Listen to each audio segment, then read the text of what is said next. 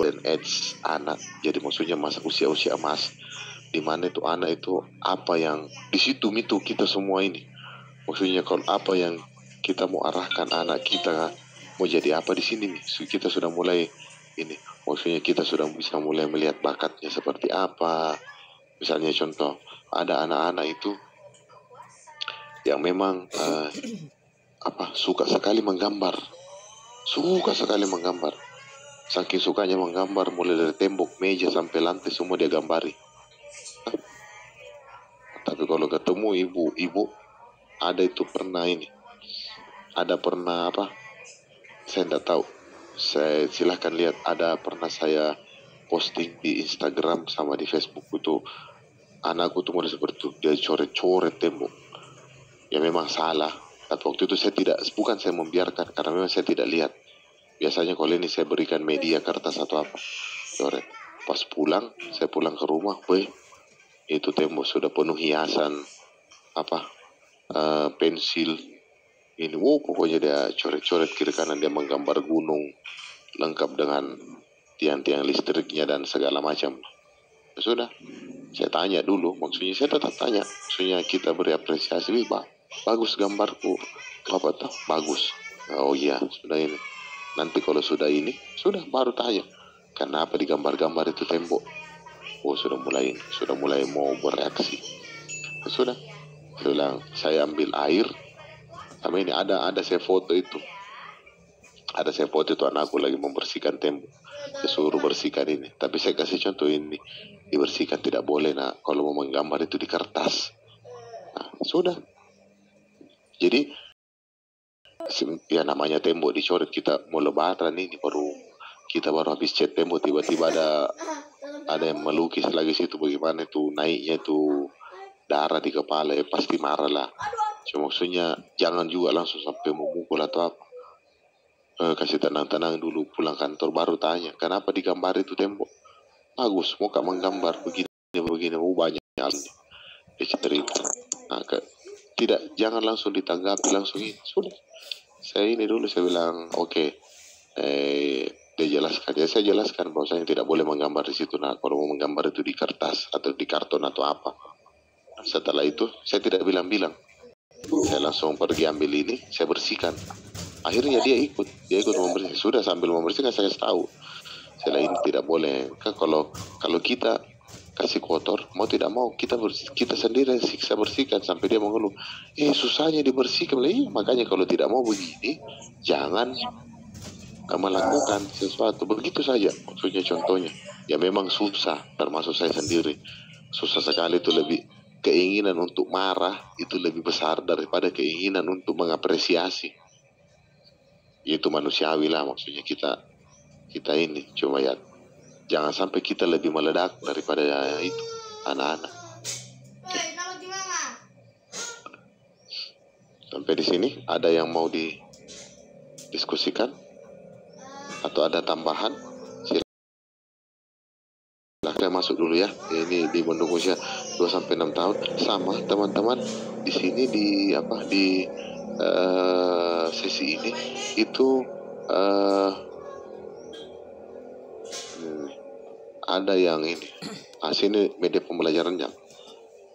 Alat makan, sendok, piring, gelas plastik, menu makan siang anak, sapu, telur rebus jangan dikupas kulitnya, sayur mayur yang masih mentah, sabun cuci piring, sarung. Hubungannya sabun cuci piring atau sarung, kertas plano, kertas F4, spidol, tabel janji diri. Ini sini ada tunggu.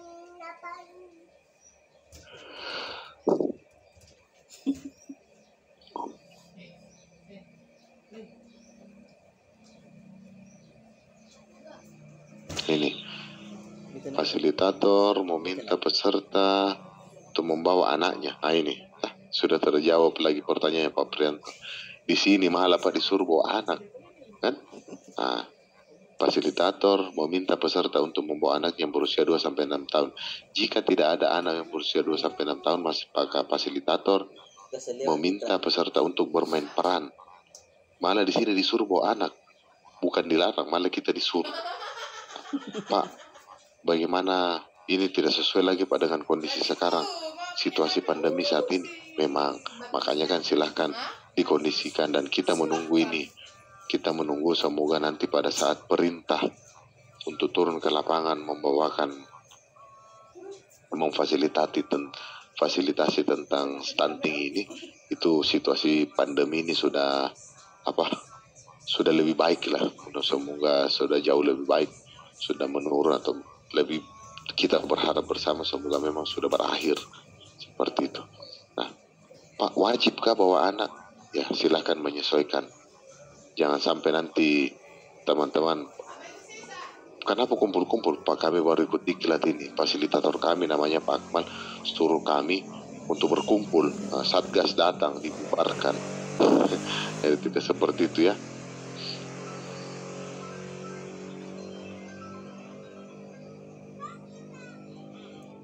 Assalamualaikum. Waalaikumsalam warahmatullah. Ya, untuk ini kan stimulasi untuk anak usia 2-6 tahun.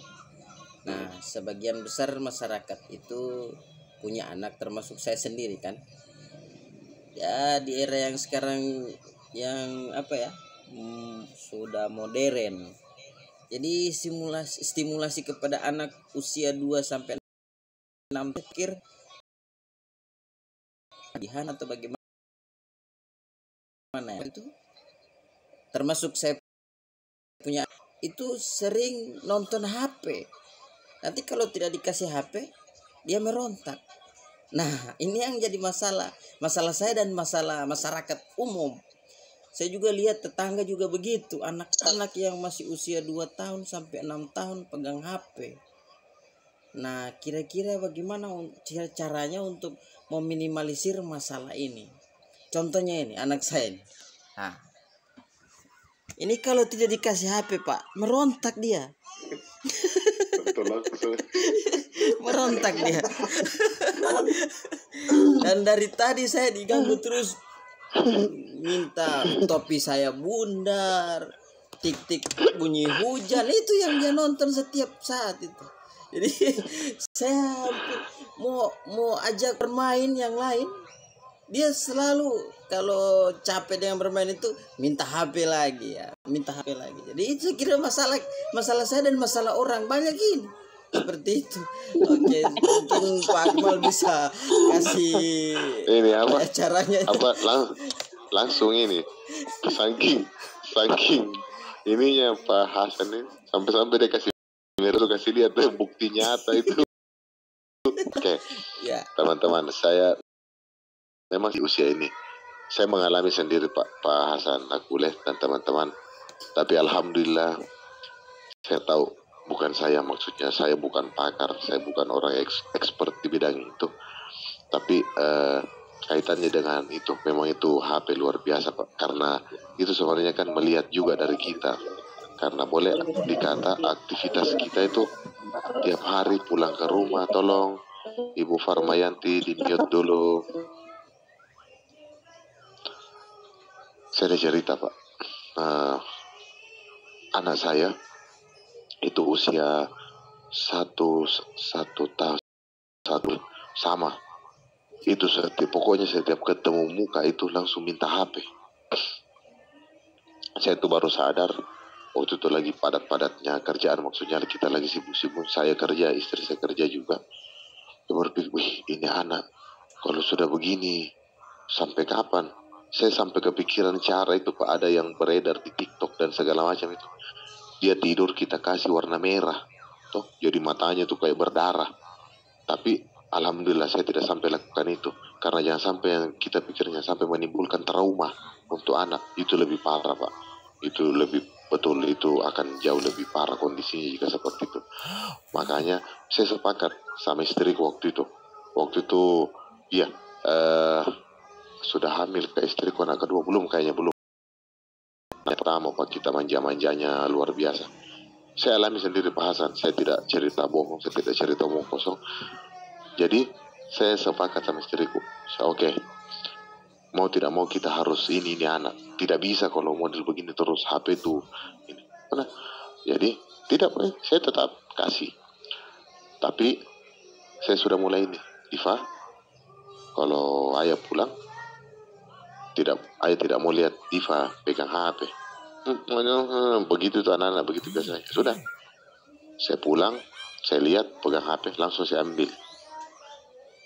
Menangis, ya pasti. Dia menangis, ya sudah.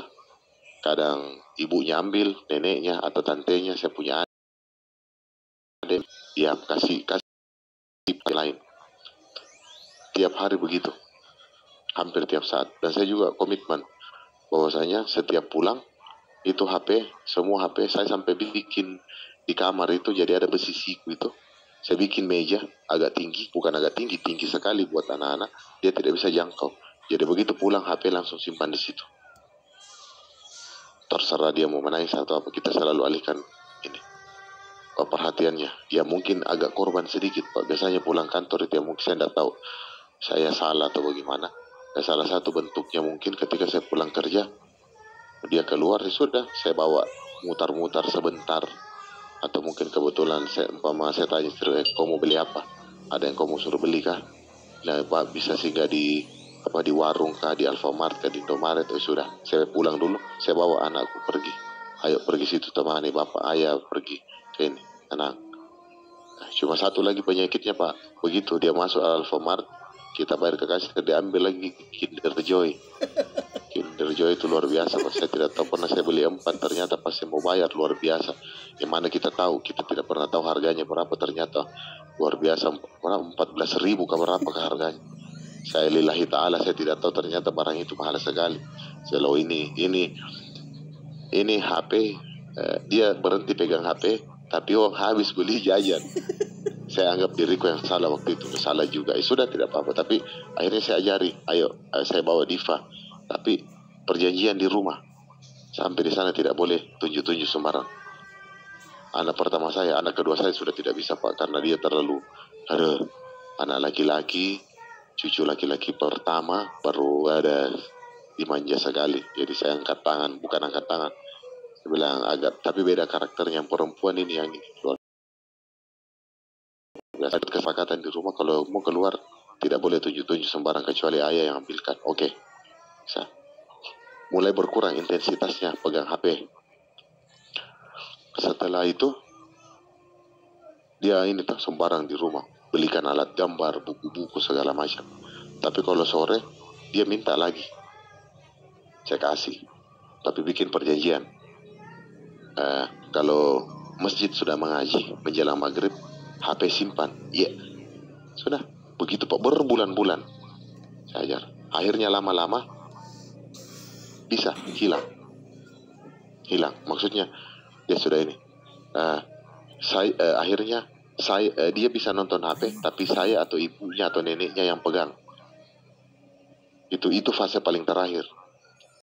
Setelah itu, sekarang itu menjelang usia sekarang, dia sudah tidak mau Pak. Biar saya pegang HP, paling dia datang lihat apa itu ini, sudah pergi.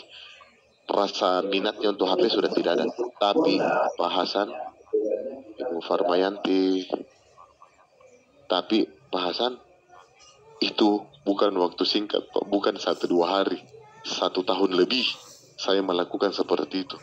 Makanya saya percaya bukan hal yang tidak mungkin, tapi memang butuh waktu dan kesabaran yang paling ini.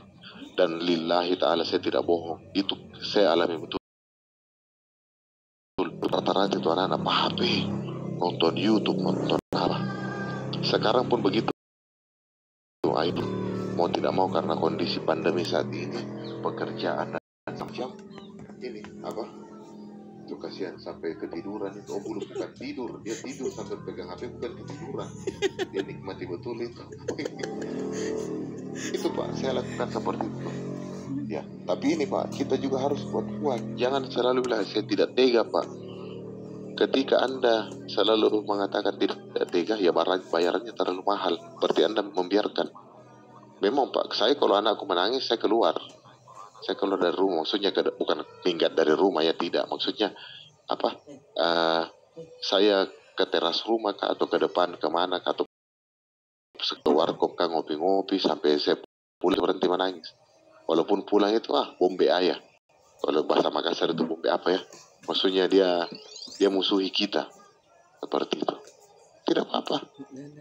Tapi itu Pak butuh proses betul 1 tahun lebih. Jadi itu anakku usia 1,5 tahun sampai menjelang 3 tahun itu baru bisa betul-betul lepas dari HP. Lama. Tapi tidak apa-apa. Ya konsekuensinya itu. Saya juga harus membatasi diri. Jadi ketika saya mau buka-buka HP, ya nanti tunggu dia tidur atau apa. Tapi hasilnya sekarang ini alhamdulillah anak saya sudah TK dia lebih banyak aktivitasnya menggambar di kertas, belikan krayon, pensil warna, sudah belikan. Ya bukan yang tidak perlu mahal, maksudnya saya belikan yang penting aman buat dia, ya yang murah-murah di pasar kah di mana, yang ini ya sudah. Paling tidak ini.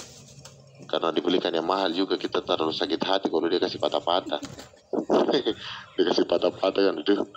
Jadi belikan yang terjangkau. Ya memang Pak, dan kedua ya kita butuh juga ini maksudnya berkorbannya dalam artian di usia ini itu ketika kita menginginkan sesuatu yang lebih baik, ya kita juga harus menyediakan sesuatu yang baik pula, dalam artian kita tidak tergantung HP. Kita fasilitasi dia.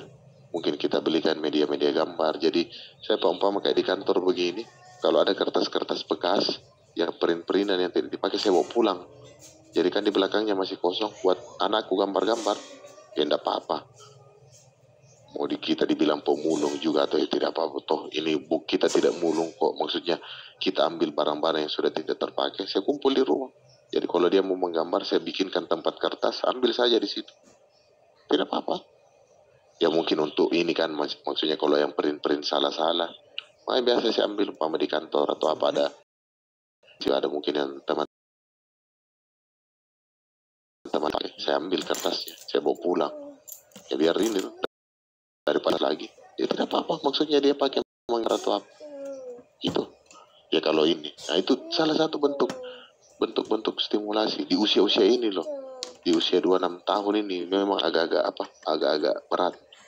Ya kebetulan saya alami sendiri, maksudnya saya punya anak seperti itu. Cuma yang anak yang kedua saya itu yang agak ini. Cuma dia beda karakternya.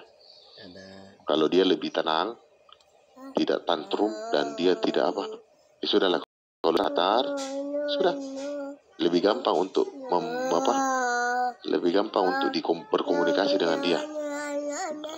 Cuma itu dia lebih sensitif di atar, langsung itu menangis, lari ke neneknya. Nah itu kan begitu ya, tapi tidak maksudnya dalam artian kan ya kita tinggal ambil daripada yang meledak-ledak sampai dia pegang HP, paling saya panggil nama ya, sudah dia simpan. Atau kadang juga terlepas lagi dari orang tua kan, itu juga Pak, prosesnya lama, saya lama karena itu kalau saya tidak ada, ya namanya nenek Pak, itu nenek-nenek kan dia lebih sayang cucunya daripada anaknya. Jadi saya bilang bagaimana ini barang mau jadi kalau kita setengah mati ajar, tapi neneknya, karena itu kan neneknya, di cucunya yang menangis, anaknya yang dimarahi. Jadi sudah, daripada kita dibilang lagi melawan ini, tapi alhamdulillah berhasil seperti itu. Jadi maksudnya agak lama, tapi prosesnya lama, tapi saya ini karena itu ada di balik itu ada ini, kadang neneknya masih kasih, atau termasuk kita sendiri kadang juga tidak tega, ya sudah kasih, tapi selalu itu perjanjiannya. Pokoknya kalau sudah ada bunyi masjid, ada masjid yang mengaji atau suara azan, dia harus berhenti pegang HP. Dan sampai sekarang komitmen di rumah seperti itu. Jadi maghrib begitu masjid sudah mengaji, TV harus mati. Seperti itu. Itu saja saya bikin perjanjian. Siang habis makan harus tidur siang. Kalau tidak tidur siang tidak boleh keluar main sore. Nah, itu alhamdulillah itu yang saya ini sekarang. Oke, singkat ya. Ya, Aprianto singkat. Ya. Mohon maaf Pak untuk pertanyaan yang kedua kalinya. Kebanyakan Pak di KPMI atau di masyarakat yang sering saya temui, di mana masyarakat itu paling ampuh dengan atau dikatakanlah simpel dalam artian harus seperti ini kau atau ngana, di bahasanya sehari-hari masyarakat ngana dan kita Pak. Oke. Ya, bagaimana Pak tipsnya kami atau saya sebagai pendamping memberikan tips kepada masyarakat itu pengaruhnya pada anak melarang itu seperti apa Pak? Maksudnya bagaimana? Saya kurang menangkap arah ini. Ya, di masyarakat itu Pak biasanya mereka simpel dengan keadaannya, mereka seperti Bapak punya cuek begitu. Ada kebiasaan yang Bapak terapkan pada anaknya Bapak, seperti contohnya dengan Bapak sabar mendidik anak dengan baik. Nah di masyarakat itu tidak seperti itu Pak, mereka simpel dengan tidak ada kesabaran. Nah tipsnya saya sebagai pendamping untuk memberikan itu bagaimana Pak? Karena memang di masyarakat itu maunya harus simpel, tidak ada kesabaran di dalam dengan anak itu, dalam pelarangan anak, dalam hal-hal dalam pelarangan anak. Oke. Saya tangkap. Oke, intinya begini. Jadi maksudnya bagaimana tipsnya ke masyarakat agar masyarakat itu mau ketika kita menyampaikan, karena masyarakat sekarang cenderung bukan ini, dia cenderung cuek atau bahasa ininya sama gue ya terserah saya, anak-anak saya yang ini kan seperti itu. Jadi maksudnya bagaimana cara kita untuk ini kembali lagi Pak, seperti yang saya katakan di awal kegiatan ini bahwasanya kalau kita berbicara terkait ini, kita yang paling pertama kita edukasi dulu. Kita edukasi. Tidak bisa sekonyong-konyong. Jadi begini, umpama dia orang tua yang seringkali memarahi atau berlaku kasar sama anaknya. Nah, itu dulu. Tiba-tiba dia satu kali ikut kegiatan pertemuan kelompok dengan Pak Prianto. Pas pulang, itu ibu langsung berubah. Dia sayang anaknya. Mungkin suaminya langsung bilang, kok habis ikut pertemuan macam berubah begitu? Ada kemasukan apa? Atau jangan-jangan ini Aprianto ini pendamping ini ada kasih apa-apa lagi sama saya punya. Tiba-tiba jadi baik begitu. Malah justru jadi aneh Pak. Nah, apa harapan kita? Kita mengedukasi dulu. Tujuan akhir kita adanya terjadinya perubahan perilaku. Nah, Pak tidak bisa langsung, memang tidak bisa langsung. Makanya tadi saya bilang Pak Aprianto tuh, ingat tadi, saya butuh proses sekitar 1 tahun lebih. Bayangkan 1 tahun Pak. Seperti itu. Agar ada terjadi ini. Kalau di masyarakat mungkin bisa lebih, bisa kurang daripada itu. Intinya bagaimana kita edukasi dulu. Masyarakat mau paham atau tidak ya. Masyarakatnya seperti apa, seperti itu. Yang jelasnya kita adalah mengedukasi. Syukur-syukur kalau seperti salah satu trik yang Pak Korwil bilang kemarin, Bang Hendrik, ya salah satu mungkin trik yang bisa dilakukan apa? Jika memungkinkan kita turun home visit. Tapi apa iya, contoh kayak di Makassar itu ada pendamping yang sampai 600 sampai 800 orang dampingannya. Bayangkan, kalau dia mau home visit, saya tidak tahu bagaimana bentuk kakinya itu. Kalau dia mau home visit satu persatu, tidak usah itu setengahnya, tidak usah setengahnya, seperempatnya saja, itu gempor itu. Nah, makanya tuh Pak susah, bukan susah. Dalam artian teman-teman tetap mengedukasi ketika pertemuan kelompok. Pak, belum tentu dia mau berubah, memang belum tentu. Tapi kan ada namanya edukasi seperti ini, kita edukasi. Depannya apa? Ada perubahan perilaku, bisa perubahan perilaku drastis, bukan tidak, tapi mungkin pelan-pelan butuh proses. Nah, seperti itu Pak. Jadi tidak bisa ini, tapi kita tetap edukasi terus. Kalau kebetulan kita lihat, Pak Hasan, itu anak masih nonton HP terus, sudah ajar, ayo gitu aja, sudah pasang kita jalan-jalan keluar. Ada simpan HP dulu, tidak usah bawa HP kita berjalan di luar, keluar, kan? Seperti itu. Ya mungkin seperti itu, Pak Aprianto. Saya cukupkan dulu. Nanti Ibu Nurhaya punya ini ada daerah saya ini kita ada yang mau saya jelaskan. Saya ini dulu tetap ada sebentar, tenang. Masih ada sampai besok kok, tenang. Jangan marah-marah. Oke, ada saya mau perlihatkan di sini. Ini sampai di sini, jangan bicara bertanya ini dulu. Kita kunci dulu di sini. Ada tidak yang teman-teman masih kesulitan di sini, di modul ini, di teknik fasilitasinya atau proses pembelajarannya? Jangan dulu bertanya di luar proses pembelajaran sama ininya. Bagaimana? Ada. Ini nih yang di prosesnya, yang ini nih. Yang ini. Ada tidak yang masih teman-teman masih bingung di sini? Yang kelompok apa segala macam, ada tidak? Silakan, silakan. Kalau masih ada atau dibaca, kan teman-teman sudah punya modulnya. Oh, kelihatan ini belum pernah ada yang baca modul. Nah, baru pasti cari-cari modul ini.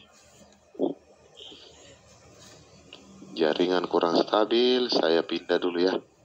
Mohon izin teman-teman. Ya. Ada? Oke, aman ya. Jadi jangan ini. Nanti kita sudah pindah ke modul berapa, baru lagi kembali ke sini. Ininya ini, saya mau tanya tentang ini proses-prosesnya. Proses pembelajarannya. Nah ini, bahan bacaan. Lakukan pemantauan perkembangan anak Anda. Jika pada usianya anak Anda belum bisa melakukan salah satu tugas perkembangan tersebut, maka segera hubungi fasilitas. Jadi, nah ini, perkembangan mencapai kecepatan yang optimal di awal usia 2 tahun. Perkembangan baik berkaitan dengan motorik semakin terlihat pada usia ini. Anak sudah bisa melompat, menendang, ataupun ingin memegang sendiri buku ketika dibacakan dongeng. Jika ada di antara fase-fase ini yang belum bisa dilakukan, berarti ada sesuatu hal yang perlu kita konsultasikan dengan tenaga kesehatan. Karena ini terkait dengan pertumbuhannya. Seperti itu. Nah, selain pemenuhan gizi, orang tua juga harus memperhatikan pemberian stimulasi anak. Nah, dapat tumbuh dan berkembang secara optimal. Stimulasi dini adalah rangsangan yang dilakukan sejak bayi baru lahir, bahkan sejak janin berusia 6 bulan dalam kandungan. Lakukan stimulasi dini secara terus-menerus di tiap kesempatan, berinteraksi dengan si kecil dengan cara bervariasi dan menyenangkan. Ada? Oke, sekarang saya buka untuk Ibu Nurhaya. Tadi Ibu Nurhaya sudah sejak tadi dari sesi sebelum Nurhaya sedikit. Terima kasih. Pak, saya ingin tanyakan, kalau tadi kita takrung, sekarang kita menghadapi anak yang hiperaktif. Nah, kemudian yang kedua, ada anak yang usia 5-6 tahun. Ini anak autis ya.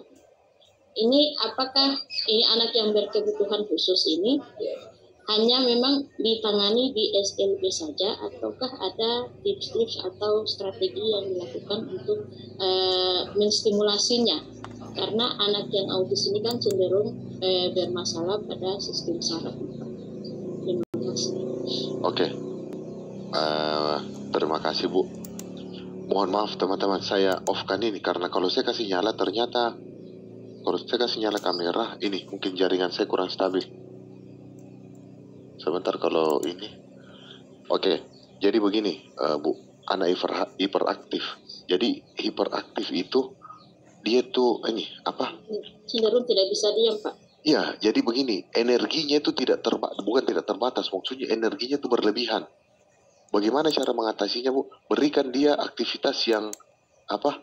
Yang bukan berat, dalam artian itu Bu, yang saya bilang kayak anak saya. Jadi anak saya itu modelnya seperti itu, tidak bisa diam. Pokoknya harus, kalau dia diam itu nanti tidur.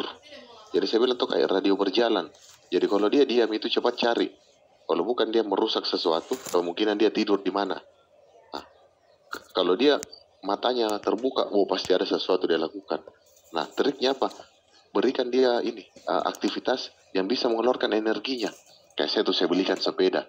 Dia pokoknya nih sepeda putar kiri kanan garasi masuk keluar rumah ya. Salah satu resikonya yaitu konsekuensinya kita tiap hari menyapu mengepel. Karena itu sepeda masuk sampai di kamar, kalau perlu dia bawa masuk ikut mandi. Tidak masalah. Sudahlah, mau bagaimana lagi, anak-anak sendiri kok. Seperti itu. Beri itu energinya itu berlebih. Jadi berikan aktivitas tanah air. 12 kilo jalan kaki angkat air, bukan Bu, itu namanya menyiksa, mengeksploitasi anak. Kalau autis, mohon izin Bu, saya ada adik saya juga itu mengalami autis seperti itu. Kebetulan adik sepupu, tapi ibu saya yang rawat. Itu dia lebih bagaimana kita berikan ini perhatian khusus buat dia. Jadi SLB itu mungkin bisa dikonsultasi. Saya tidak mau terlalu banyak bicara karena saya bukan expert di bidang ini. Adik saya itu pernah divonis autis, jadi dia istilahnya tetap sekolah, cuma memang beda lah. Pokoknya dia asik dengan dunianya sendiri.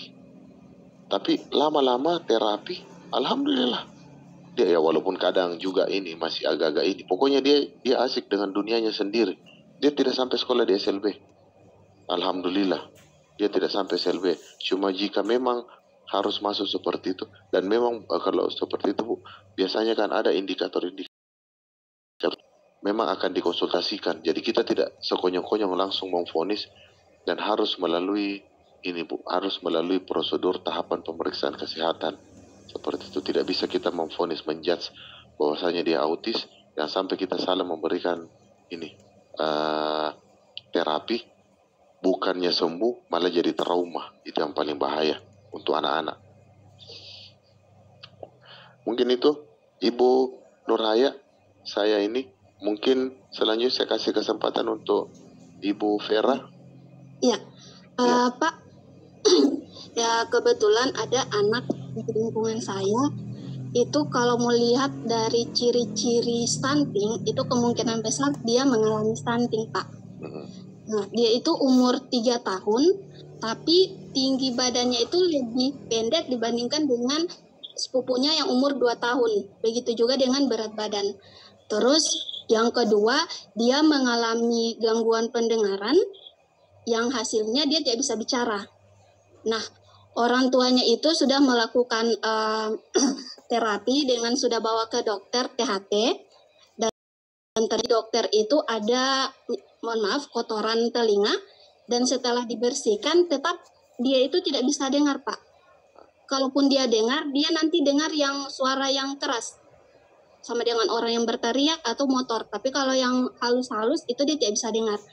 Dan dia juga bisa bicara sedikit-sedikit, tapi nanti di saat dia marah. Kalau dia tidak marah atau sedang asik bermain, dia itu paling sering menggunakan tangan, isyarat tangan. Sehingga orang tuanya juga sudah terbiasa dengan pakai isyarat tangan. Nah, yang jadi pertanyaan saya, Pak, apakah yang umur 3 tahun ini bentuk stimulasinya ini apakah disesuaikan dengan umurnya atau bagaimana, Pak? Terima kasih. Oke. Ya, luar biasa sekali pertanyaan. Saya sampai gugup ini mau menjawab ini. Jadi biasanya jadi saya sampaikan dulu ke teman-teman bahwasanya pertanyaan seperti yang Ibu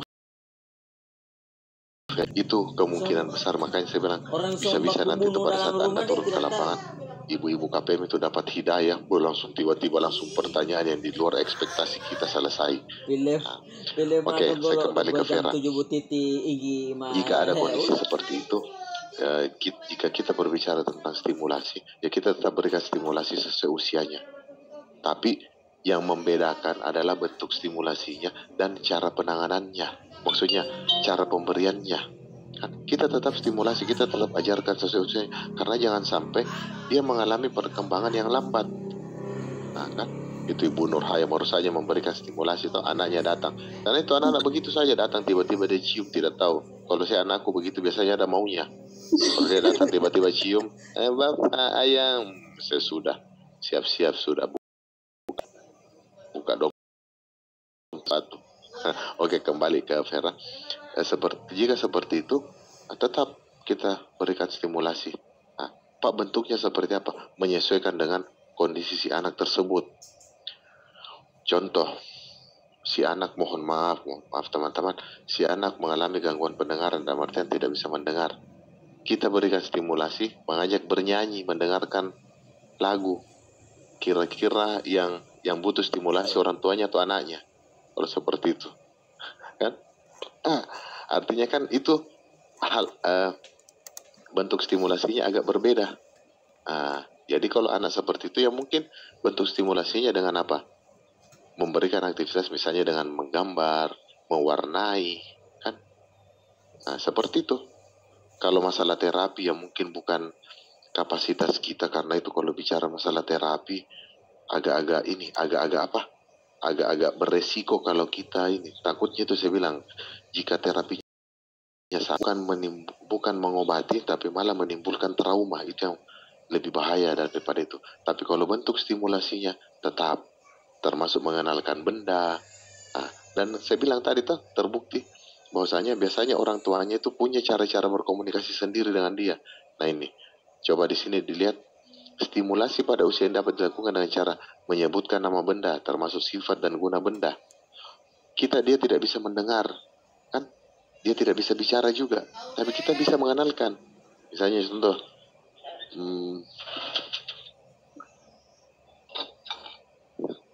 sendok, kan? Kita tidak bilang ini sendok, coba bilang sendok. Ya kasihan kan kita paksakan, tapi kita bisa. Biasa dia bilang, maksudnya mungkin dia bilang, untuk apa itu? Kan? Maksudnya secara tidak langsung kita mengenalkan bahwasanya sendok ini kita lebih ke bagaimana kegunaannya. Karena kan si anak kan tidak bisa mendengar dan tidak bisa menyebutkan, tidak bisa berbicara. Pak. Ya. Pak, anak ini, kondisi si anak ini dia bisa dengar tapi mau berteriak, baru dia juga bisa berbicara nanti kalau pada saat dia marah.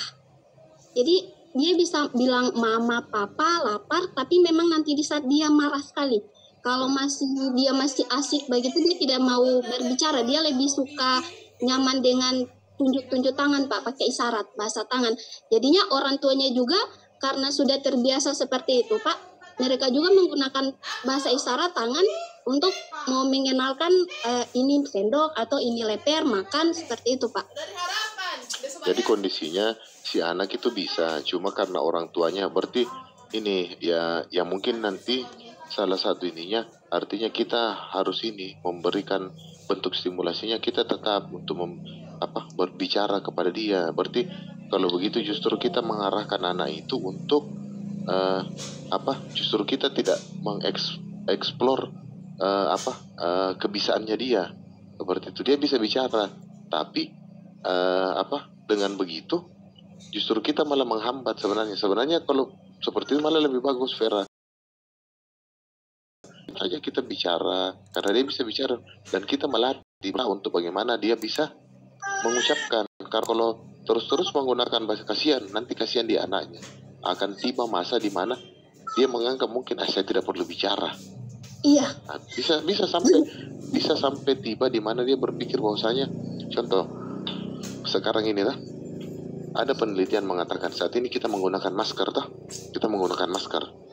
Jika dalam 10 tahun ke depan kita terus-terusan menggunakan masker, maka anak-anak yang lahir di masa itu akan menganggap bahwasanya mulut itu adalah bagian yang privasi. Mengerti tak, Vera? Maksudnya saya bisa saja itu mengatakan bahwasanya mulut itu adalah bagian yang privat karena kita tutup terus. Jika kita tidak berbicara, tidak berusaha untuk berbicara sama dia, bisa saja dia menganggap bahwasanya berbicara itu tidak penting. Dengan isyarat orang sudah mengerti. Bagaimana cara mengerti? Kita tetap komunikasi secara normal. Nah, salah satu juga bentuk yang salah, kita mengajarkan anak, ayo sini mamam. Itu kan sudah salah sebenarnya. Kalau makan sebut saja makan, jangan bilang mamam. minum, num. Cini nak cini. Akhirnya sampai besar, akhirnya dia cadel, kan? Nah, seperti itu. Mungkin itu Vera saya tidak bisa menjawab terlalu ini karena apa? Kebetulan ini kan KPM. Terus kalau misalnya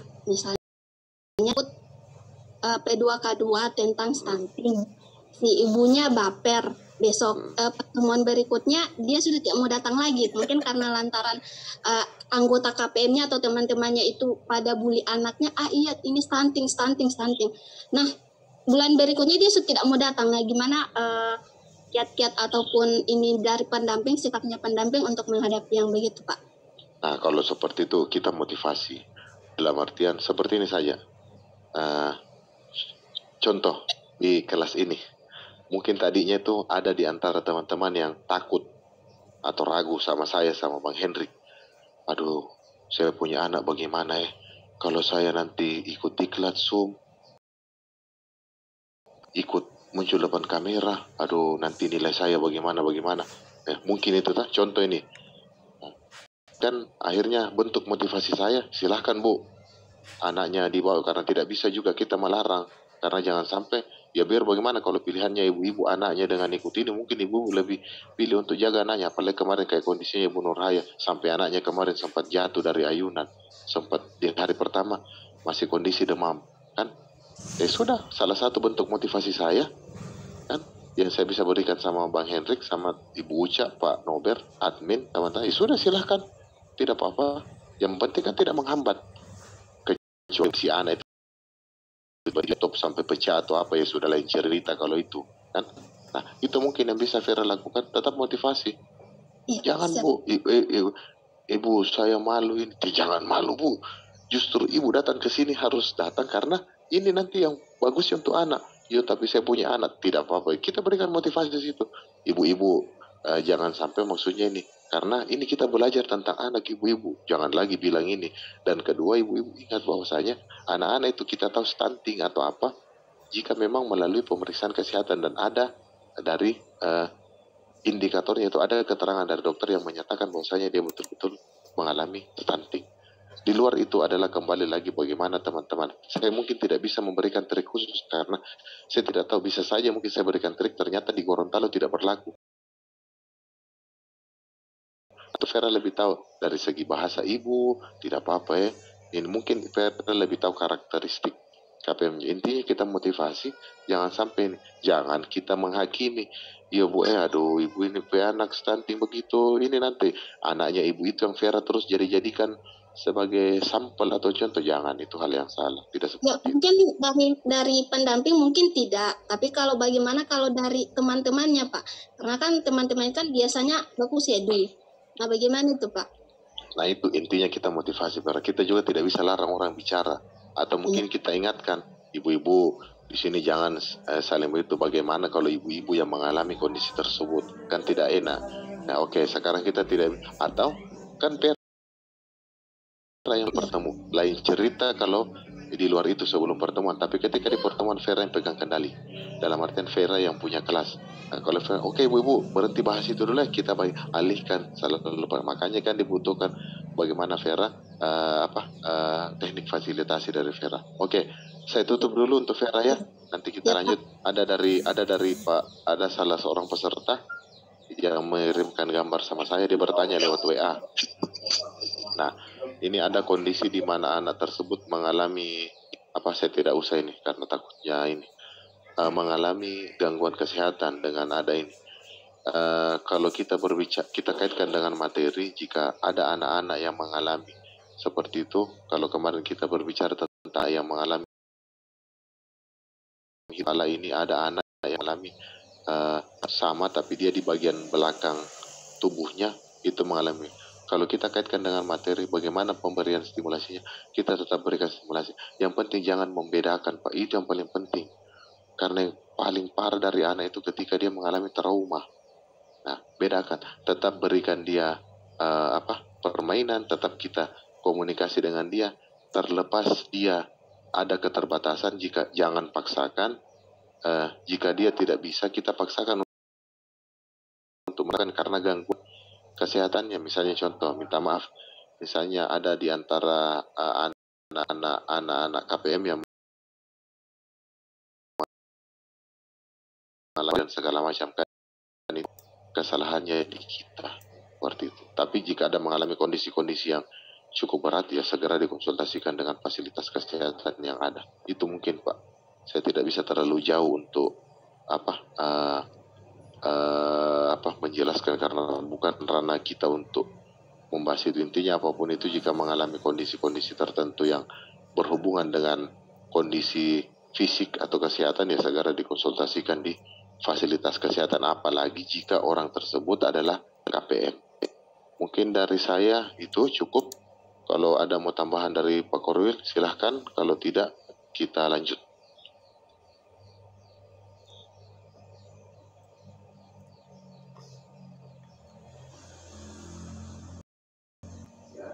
Nah ini, usia 3-4 tahun, stimulasi pendengaran mengembangkan kemampuan di usia sebelumnya, yaitu menyebutkan nama benda.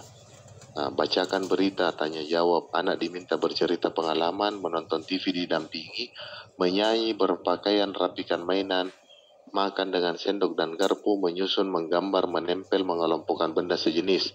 Nah, ini usia 3-4 tahun, jadi banyak, sudah mulai aktivitas. Jadi kita sudah mulai mengembangkan aktivitas yang stimulasi di usia 2-3 tahun tadi. Nah, ini orang tua dapat juga mengarahkan anak bersiap masuk ke sekolah seperti cara memegang pensil. Nah, jadi kita mulai persiapkan di sini. Nanti kalau sudah mulai sekolah, nanti cara pegang pensil seperti ini, termasuk itu mengajarkan menggunakan tangan kanan dan menggunakan tangan kiri. Anak-anak biasanya di usia ini tuh kita masih labil lah. Kadang tiba-tiba dia bisa menulis pakai tangan kiri. Kalau dia capek pakai kayak saya sampai umur SMP. Saya tuh masih bisa menggunakan tangan kiri menulis. Jadi kalau capek tangan kanan, saya pakai tangan kiri menulis. Dan sama. Cuma akhirnya saya sering ditegur. Akhirnya sudah. Sekarang kemampuan menulisku tangan kiri tuh hampir hilang. Sudah berantakan. Tapi sampai SMP itu saya masih bisa. Cuma karena sering, jangan, capek tanganku, tangan kanan. Sudah saya pindah lagi tangan kiri menulis. Kalau capek tangan kiri, saya pindah lagi tangan kanan menulis. Ya mungkin termasuk aneh. Nah, tapi di anak-anak usia ini itu dia seperti itu. Biasanya kan anak kalau dia mewarnai pakai tangan kanan, capek diambil lagi tangan kiri. Nah, kita mulai biasa tidak boleh pakai tangan kiri. Coba ganti tangan kanan. Capek sudah, kalau capek berhenti dulu, ajak dulu aktivitas yang lain, baru lanjut lagi. Jangan dibiasakan, karena sini sudah mulai pembentukan karakter di sini kan. Kita sudah mulai arahkan, mencocokkan gambar, termasuk pakai sendal. Anak-anak itu saya selalu ambil contoh anakku, karena banyak juga hal-hal yang agak terjadi. Misalnya contoh kayak pakai sendal, masih sering terbalik, dia belum tahu yang mana kiri, yang mana kanan. Nah, ini ajari yang sabaran yang paling penting, karena kadang kita emosi sendiri. Ini sudah diajar dari kemarin, kalau ini kanan, ini kiri, ini kanan, ini kiri. Ya namanya juga anak-anak, dan usia anak itu ya usia bermain. Apa-apa pasti diarahkan untuk bermain. Usia 4-5 tahun, stimulasi pada anak rentang usia dengan cara anak diminta bercerita pengalaman, menggambar orang, nah ini aktivitasnya sudah lebih berat. Seperti itu. Oke. Makan dengan sendok. Alternatif permainan. Bermain peran. Permainan edukasi anak yang kreativitas adalah bermain peran. Orang tua bisa berperan menjadi apa saja. Misalnya bermain jual-jual beli di toko. Ini yang paling sering. Aduh, itu biasa Bu, Bapak Ibu, teman-teman, kalau kita pulang kerja, apalagi anak-anak usia ini, kalau pas acara minum teh, dia lagi main, kita masih pakai baju batik, masih berantakan, emosi juga masih belum stabil, tiba-tiba disuruh duduk mencicip teh yang tidak diisinya, malah biasa diisi pakai air keran, baru kita disuruh minum. Nah, tapi tidak apa-apa, jadi maksudnya ya ikuti saja, karena memang seperti itu modelnya. Anda bisa menjadi apa saja, misalnya bermain peran, tapi dapat meningkatkan banyak aspek perkembangan, mulai perkembangan bahasa, emosi. Ini di sini. Itu tadi yang saya bilang, masalah bahasa. Mamam, num, apalagi yang paling sering itu. Apa? Jadi pokoknya aneh-aneh lah, paling sering itu mamam. Sini nak, mamam dulu. Cuap. Padahal suap. Tidak usah langsung saja sebutkan. Tanpa sadar pun sebenarnya kita sering seperti itu. Cuma kan sedapat teman-teman sampaikan bahwasanya ke ibu-ibu KPM nanti, ibu-ibu jangan mulai dari sekarang biasakan itu langsung sebutkan nama apa aktivitasnya atau nama bendanya sesuai dengan apa yang sebenarnya. Seperti itu. Tunggu sebentar.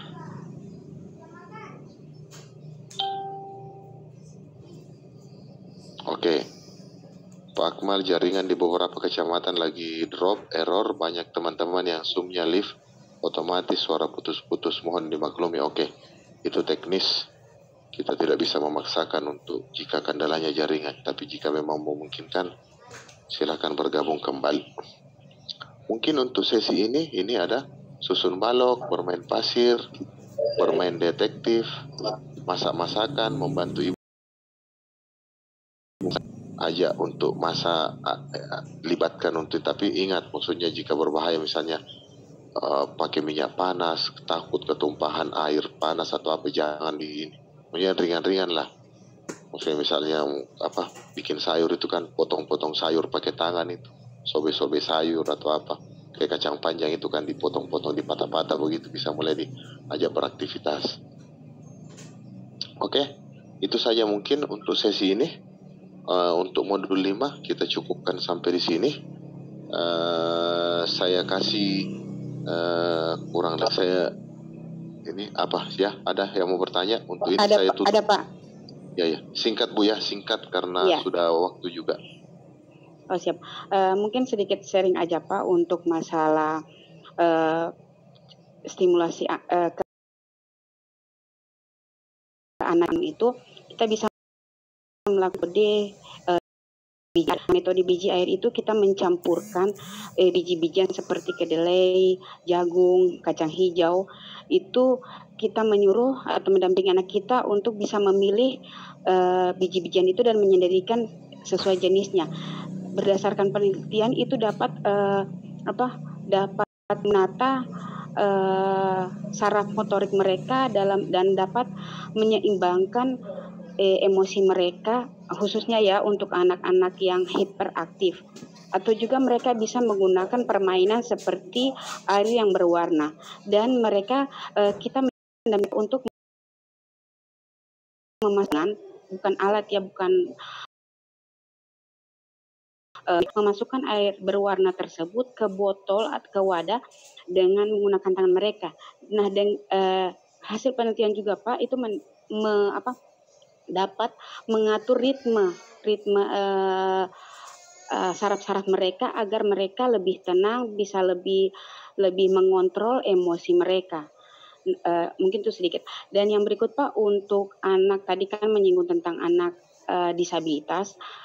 Itu pengalaman saya pribadi Pak, ketika ada anak yang ketika orang tuanya memaksakan anak itu masuk ke sekolah umum, itu memang Pak sangat sulit, tetapi ketika Pak dia pindahkan, memang SLB itu Pak sangat berat hati, dan itu sepupu saya langsung itu. Tetapi ketika di pengalaman itu waktu saya masih guru Pak, dia itu di SMA ketika saya di PKH kan sudah keluar dari guru, sehingga tidak ada bisa memantau dia, sehingga saya sarankan ke orang tua bahwa coba dimasukkan ke SLB. Karena Pak secara fisik tidak terlihat dia kalau punya kelainan. Bilang iya Bu, maksudnya supaya bisa kita lihat potensi yang ada di dalam diri anak tersebut. Nah, setelah berproses Pak, dia masuk di SLB dan saya perhatikan ternyata Pak, kita sebagai anak kita SLB Pak, dia mampu mengeksplor kreativitasnya, keahliannya, skillnya, dan dia sangat cakap dalam memahami bahasa isyarat. dia Pak untuk berbicara itu bukan tidak tahu berbicara, bisa tetapi tidak jelas. Sehingga ketika saya melihat dia sementara video call dengan teman-temannya itu melakukan jumpa dan saya suruh menulis, ternyata mereka dengan baik. Maka saya itu berpikir di situ bahwa kita kadang kita orang jangan merasa egois atau bilang karena melihat lingkungan sekitar, kita malu kita punya anak begini. Jangan.